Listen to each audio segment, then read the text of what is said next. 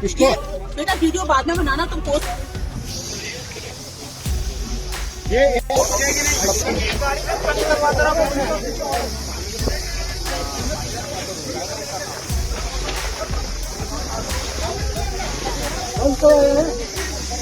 धू धू कर जल उठी इतिहास की एक और निशानी। जी हां दोस्तों, उत्तराखंड की वादियों में सिर्फ धुआं नहीं बल्कि सालों पुरानी विरासत की चित्कार उठी। लपटें इतनी भयावह थी कि देखते ही देखते ब्रिटिश काल की ऐतिहासिक कोठी आग के हवाले हो गई। सामने जलती रही धरोहर और सहमे लोग बस बेबसी से उसे राख में तब्दील होते देखते रहे। आग की तेज लपटों ने न सिर्फ एक इमारत को निगल लिया बल्कि अपने साथ ले गई उस दौर की यादें, वो वास्तुकला, वो इतिहास जो पीढ़ियों से खड़ा था। आखिर कैसे लगी आग? क्या यह हादसा था या लापरवाही? और अब इस अपूर्णीय क्षति की भरपाई कैसे होगी बल? देखिए मेरी एक खास रिपोर्ट जहां विरासत जल गई और सवाल धधक रहे हैं। नमस्कार पैलाख, मैं पंकज रौतेला, आप देख रहे हैं अपना उत्तराखंड न्यूज। जी हां दोस्तों, नैनीताल से एक तस्वीर सामने आई। ये कोई आम तस्वीर नहीं थी।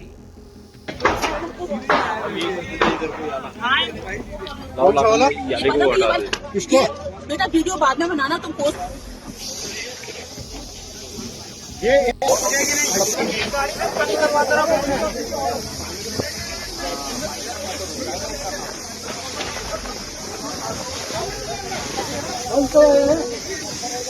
दोस्तों, नैनीताल के ग्लेनमोर इलाके में अचानक से लगी भीषण आग ने एक ब्रिटिश कालीन भवन को पूरी तरीके से जलाकर खाक कर दिया। आग इतनी भयावह थी कि देखते ही देखते पूरा भवन धू धू कर जलने लगा और कुछ ही देर में ऐतिहासिक निर्माण पूरी तरीके से राख में तब्दील हो गया। गनीमत रही कि घटना के समय भवन के अंदर कोई मौजूद नहीं था, जिससे बड़ा हादसा टल गया।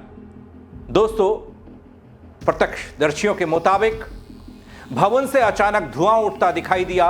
आसपास के लोगों ने तत्काल मौके पर पहुंचकर बाल्टियों और पाइप के जरिए आग बुझाने की कोशिश की। साथ ही दमकल विभाग को भी आनन फानन में आग लगने की सूचना दी गई। वहीं दोस्तों, सूचना मिलते ही दमकल कर्मी मौके पर पहुंचते हैं। आग पर काबू पाने की कोशिश होती है। आग की ऊंची लपटों के कारण पूरे क्षेत्र में अफरा तफरी का माहौल बन गया। एहतियातन लोग अपने घरों से बाहर निकल आए। आग की लपटों को देख लोग सहम गए, जिससे आग पर काबू पाने में पसीने छूट गए। दोस्तों, जिस भवन में आग लगी उसके एक हिस्से में साल 1969 से अनिल तिवारी और दूसरे हिस्से में साल 1982 से चंद्रशेखर जोशी का परिवार रह रहा था। अनिल तिवारी बताते हैं उनका परिवार लंबे समय से यहां निवास कर रहा है, लेकिन हाल में वो अपने बेटे के पास गुरुग्राम चले गए। तो देखिए अभी सेम है जैसा आपने देखा, थोड़ी देर पहले आग लगी थी, अभी वो स्थिति है। पानी की दिक्कत है, ना फायर ब्रिगेड के पास पानी है, हाइड्रेंट इनके मौजूद है। सुबह से पानी आता है तो 2 घंटे हाइड्रेंट तब चलता है कहते हैं। अभी वहाँ पानी नहीं है। जल स्थान में भी फोन कर दिया, जल स्थान के यही का कहना है कि हमने पानी खोल दिया लेकिन पानी अभी तक मौके पर है ही नहीं। किसका घर है? ये कोई साजी है, उनका घर है बताया जा रहा है। वो किराए पे रहते हैं यहाँ पे, जो बताया जा रहा है। वो अभी मौके पे थे नहीं, जैसे ही वो लोग आए वैसे आग का कारण तो पता नहीं चल पा रहा है किन कारणों से आग लगी है। अब बाकी आप देख ही सकते हैं जो स्थिति पहले थी, अभी वो आग लगे हुए करीब 2 से ढाई घंटे हो गए, अभी वो स्थिति आग जो पहले। दोस्तों, जैसे ही वो नैनीताल पहुंचे तो घर से धुआं निकलता दिखा। जब तक वो भवन के पास पहुंचते तब तक आग विकराल रूप ले चुकी थी। वो बताते हैं कि भवन के मुख्य मालिक देवीदत्त जोशी और उनका परिवार है, जो मौजूदा वक्त में बाहर रहते हैं। घटना की सूचना दूसरे हिस्से में रहने वाले परिवार को भी स्थानीय लोगों ने दे दी। इधर दोस्तों, प्रशासन की माने तो आग लगने के वास्तविक कारणों का पता नहीं चल पाया। शुरुआती तौर पर शॉर्ट सर्किट या फिर किसी तकनीकी खराबी की आशंका जताई गई, हालांकि इसकी आधिकारिक पुष्टि नहीं हुई। फिलहाल दमकल विभाग और प्रशासन की टीमें मामले की जांच पड़ताल में जुटी हैं। आग की सूचना मुझे बस का 50 मिनट में मेरे सीयूजी नंबर में मिला, और जैसा कि हम लोगों ने इसको पूरे कंट्रोल में कर रखा है। जो आगे बढ़ने से यहाँ पर रिहायशी एरिया है, भवन है, उनमें बढ़ने से रोका जा रहा है। और मेरे पे यहाँ पे मेरे 2 गाड़ियाँ यहाँ पर मौके पे, 3 गाड़ियाँ मौके पे हैं। और इन लोगों को पहले भी 1 महीने पहले जो हमारे मुख्यालय द्वारा हमें दिशा निर्देश दिए गए, ये नैनीताल एक बहुत पुरानी नगरी है और ये बहुत इसमें पुरानी बिल्डिंग है और बहुत ऐसी जगहों पर पहुंचे जहां पर फायर की गाड़ी पहुंच ही नहीं सकती है। ऐसी जगहों पर पुरानी बिल्डिंगें हैं और इनको सुरक्षा के मानकों और उपायों के और क्या क्या आपको एहतियात बरतना है उसके संदर्भ में हमें नोटिस देके उनको बार बार समझाया जाता है। समय समय पर हमारी फॉर जो फायर मॉक ड्रिल होती है और ऑडिट होती है। इसमें मैं कुछ नहीं कह सकता हूँ। अभी ये तो जांच का विषय है कि इसमें कितना है, कैसे आग लगी और अभी तो हमारा पहली प्राथमिकता है कि आग को बढ़ने से बचाया और कितने परिवार ये तो पूछने के बाद ही यहाँ पर मालूम किया। अभी हम फायर फाइटिंग में ही लगे।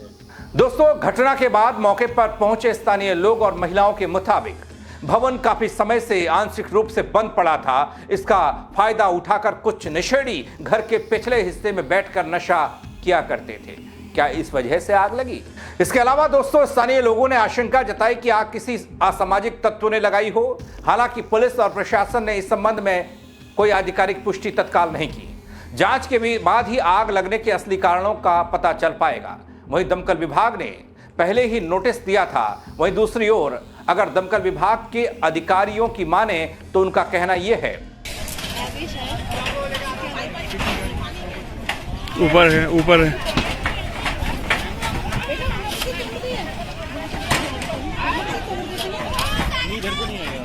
हाल ही में विभाग ने शहर के पुराने भवनों का निरीक्षण किया था। निरीक्षण में पाया गया था कि संबंधित भवन पूरी तरीके से लकड़ी से निर्मित है, जिससे आग लगने की स्थिति में बड़ा खतरा हो सकता है। अग्नि सुरक्षा उपकरण लगाने के निर्देश देते हुए दोनों परिवारों को नोटिस भी जारी किया गया था। ग्लेनमोर क्षेत्र का यह भवन ब्रिटिश कालीन निर्माण शैली के महत्वपूर्ण उदाहरण के तौर पर देखा जाता रहा है। आग लगने से न केवल संपत्ति का भारी नुकसान हुआ बल्कि शहर की एक ऐतिहासिक संरचना ही नष्ट हो गई। स्थानीय लोगों ने प्रशासन से पुराने और जर्जर भवनों की सुरक्षा व्यवस्था मजबूत करने की मांग उठाई है। यहां गौर करने वाली बात एक और है, वो ये कि नैनीताल में जिस स्थान पर घर पर आग लगी वहां की सड़क बेहद संकरी है दोस्तों, पहुंचने तक का रास्ता नहीं है। साथ ही सड़क के किनारे वाहन खड़े होते हैं, जिसके चलते यह कहा गया कि दमकल वाहनों को घटनास्थल तक पहुंचने में काफी मशक्कत करनी पड़ी, दिक्कतों का सामना करना पड़ा। घटना के दौरान राहत बचाव कर्मी आग बुझाने से ज्यादा फोटोग्राफी करते नजर आए। एक दमकल कर्मी फायर हाउस से आग बुझाता रहा, 2 कर्मी पीछे से वीडियो और फोटोग्राफी करते रहे। यही हाल रेस्क्यू करने पहुंचे अन्य बचाव दलों का भी दिखा। सभी लोग आग बुझाने के दौरान फोटोग्राफी पर ज्यादा ध्यान देते दिखाई दिए।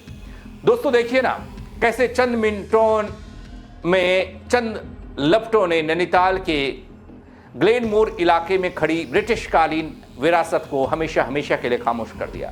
जिस इमारत ने दशकों तक इतिहास को अपने भीतर संजोए रखा, आज वही राख के ढेर में तब्दील हो चुकी है। दोस्तों, गनीमत रही कि इस हादसे में कोई जनहानि नहीं हुई, लेकिन सवाल अब भी धधक रहे हैं। क्या समय रहते अग्नि सुरक्षा के इंतजाम किए जाते तो ये विरासत बच सकती थी? क्या संकरी सड़कों और अव्यवस्थित पार्किंग ने राहत कार्य में बाधा नहीं डाली? और क्या जांच के बाद असल वजह सामने आ पाएगी? हादसा, लापरवाही या फिर किसी असामाजिक तत्व की करतूत?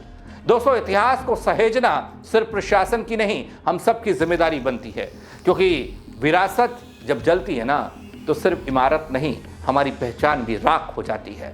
फिलहाल जांच जारी है दोस्तों, और उम्मीद ये कि इस घटना के बाद शहर के पुराने और जर्जर भवनों की सुरक्षा को लेकर कोई ठोस कदम उठाए जाएंगे। ये उम्मीद मैं भी कर सकता हूं, लेकिन आप क्या कहेंगे इस खबर को लेकर? अपनी राय जरूर दीजिएगा दोस्तों, कमेंट के जरिए दीजिएगा, शेयर कीजिएगा खबर को। मेरे साथ जुड़ने के लिए आप सबका बहुत शुक्रिया। जय उत्तराखंड।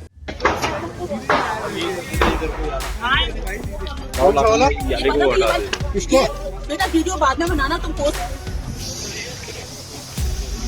ये